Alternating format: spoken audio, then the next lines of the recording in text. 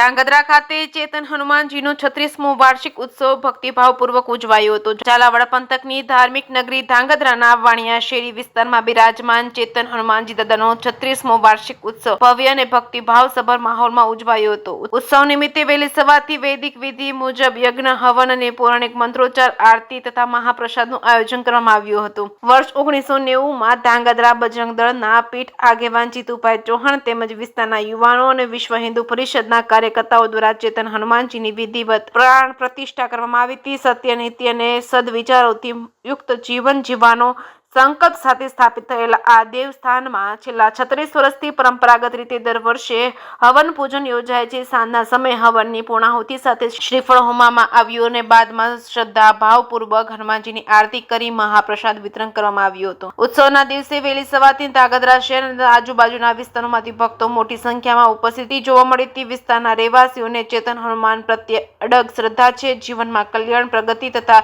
સદમાર્ગની પ્રેરણા મળે તેવા આશીર્વાદની ભાવના સાથે ભક્તોએ દર્શન કર્યા હતા। જગ્યા સિંહ ગુજરાતી સાથે મહેશ ઉતરિયા, સુરેન્દ્રનગર।